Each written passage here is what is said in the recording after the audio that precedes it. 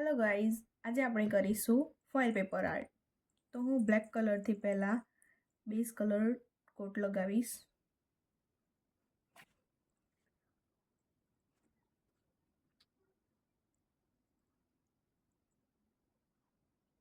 હવે આપણે આને 60 સેકન્ડ ક્યોર કરીશું.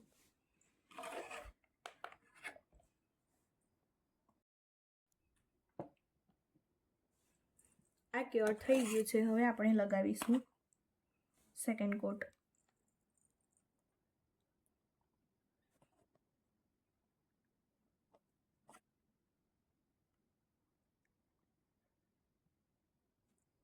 આને પણ આપણે 60 સેકન્ડ ક્યોર કરીશું.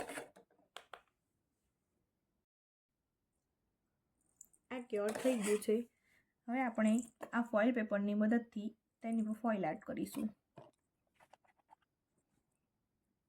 આને વધારે નથી લેવાનું.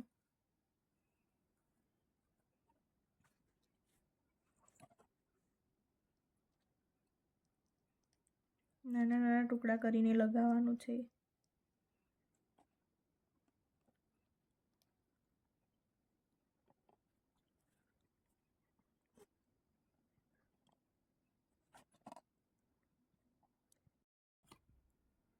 આ ફોઇલ પેપર લગાઈ ગયું છે. હવે આપણે તેની પર લગાવીશું ટોપ કોટ.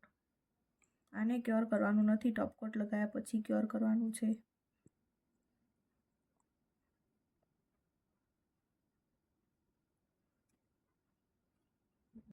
હવે આપણે આને ક્યોર કરીશું 120 સેકન્ડ માટે.